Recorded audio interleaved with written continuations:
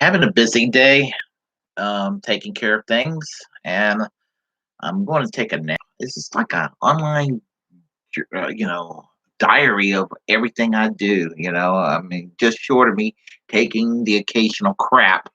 I like to tell you, or what I'm going to do, what I'm about to do, or what I dread doing. But anyway, I like to also talk about relevant issues before it stops becoming newsworthy, and sometimes it kind of borders it. And Neera Tanden right now is bordering on its losing its newsworthiness. And I just want to share my words, my choice words rather, for Neera Tanden. I want to start off by saying that make no mistake, when it comes to the modern Republican Party, I wish nothing but total, utter political failure 99% of the time. Because as I said, both parties are garbage in different ways. And I got my issues with the Democrats, but still, the Republican Party broadly support things that are detestable to me, such as union busting, trying to reverse the economic system of the United States back to pre 1932 New Deal America, before FDR came along and saved the country from the Great Depression. The Republican Party wants to push everything back to the 19th century as far as predatory capitalism is concerned.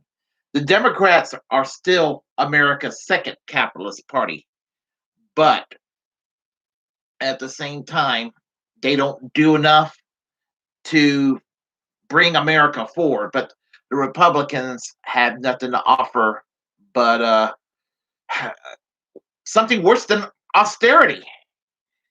So I'm just, before people act like I'm going to wish the Republican Party victory in one little battle that I'm about to mention.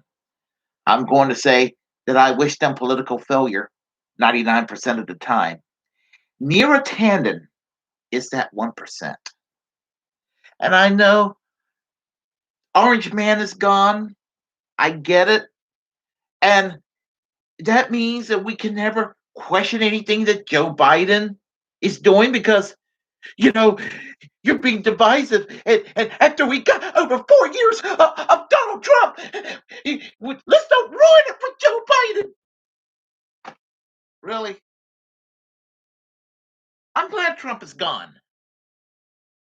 But I am going to do my part as a leftist to make sure that Joe Biden governs the way this country needs to be governed. And that is with a broad social democratic agenda that is worker friendly, friendly to our workers, making sure that the middle class dream comes back for the majority of us. Actually, everybody, but I'm just saying, making sure that everybody, I don't mean just have access to health care, but everybody has free, at the point of usage, access to health care. Medicare for all at a minimum. Medicare for all don't go far enough. Medicare for all is not socialized medicine, but you can't convince normie Democrats that take over of the health care system. No, no, no. I am for social democracy. Some call it democratic socialism. Some call it plain old socialism. I call it common sense. The things that our Western allies do, which is mainstream, is considered radical in the United States. I said this before and I'll say it again before I go into what I'm going to talk about. The fact that Boris Johnson of Great Britain is to the left of Joe Biden, Kamala Harris, Chuck Schumer, and Nancy Pelosi on healthcare is an absolute shame. And shame on all the Democrats who oppose Medicare for all. You're to the right of Boris Johnson of Great Britain. Neera Tanden is that 1% where I'm going to wish the Republicans in that Senate confirmation hearing well. Neera Tanden was appointed by Joe Biden to be the director of office and management budget. She's a corporate Democrat.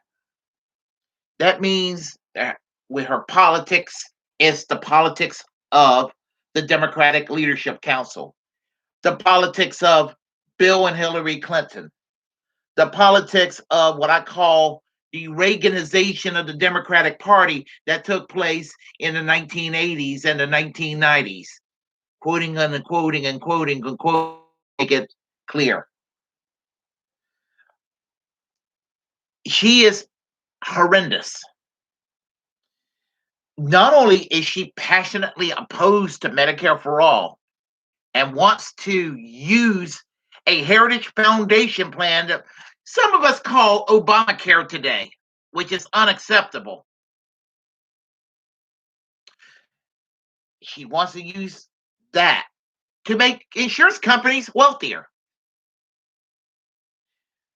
She is a foreign policy neocon. I mean, she's basically Dick Cheney on foreign policy. She supported the Iraq War almost 20 years ago. She supports seizing oil from Libya when Muammar Gaddafi's government collapsed. She's a union buster. She busted the union for the Center for American Progress. She attacked Faiz Shakir, and I don't know if I'm pronouncing his name correctly. I apologize. He was the campaign manager for Bernie Sanders. She literally punched him in the chest. She assaulted another human being.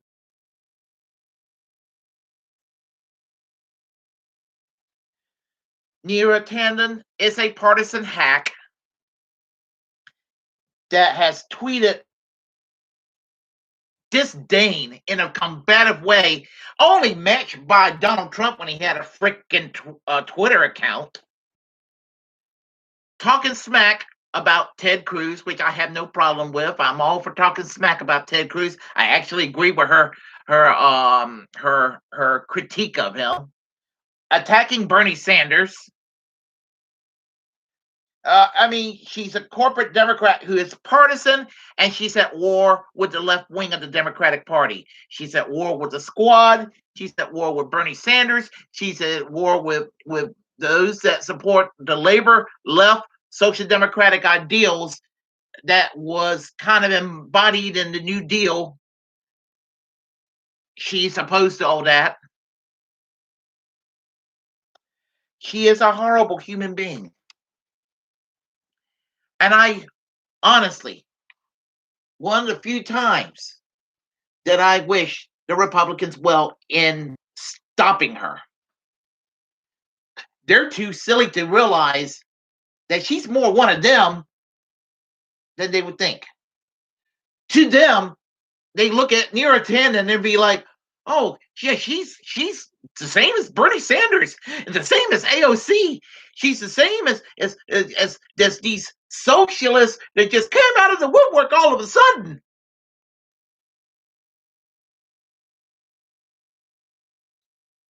Don't insult socialists by comparing all of us to Neera Tanden.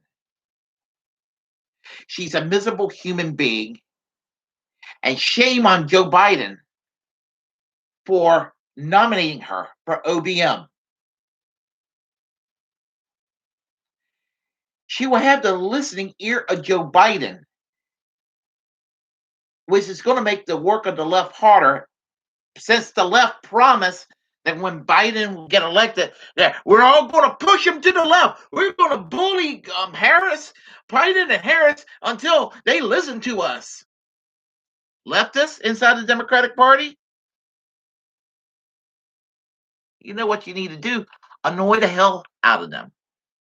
Oh, I get it. You couldn't even do force the vote to scare that big old Nancy Pelosi is going to go and punish some of y'all. Guess what she did? She punished AOC, took away her committee's assignments.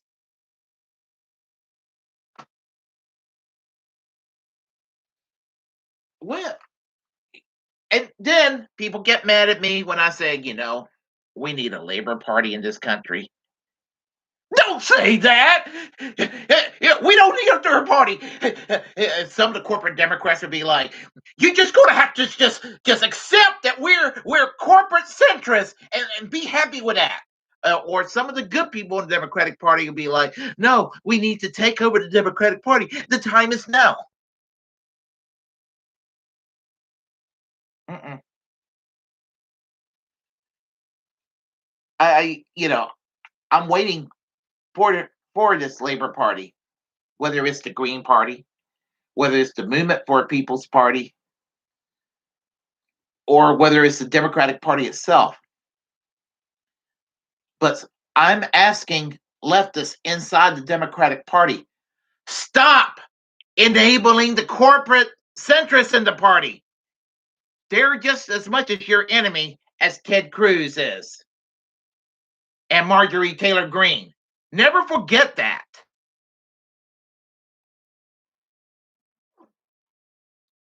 If you like what you heard, press like. If you disagree, well, whatever. Either way, comment. As feel free to share the content on this channel. As a First Amendment absolutist, it's my duty to inform you that if you're passionate about something, create a platform and utilize it, because we're the muckrakers of our time. And feel free to hit the subscribe button, the notification bell, to keep yourself up to date with my rambling. And until next time, I am American Social Democracy. Peace.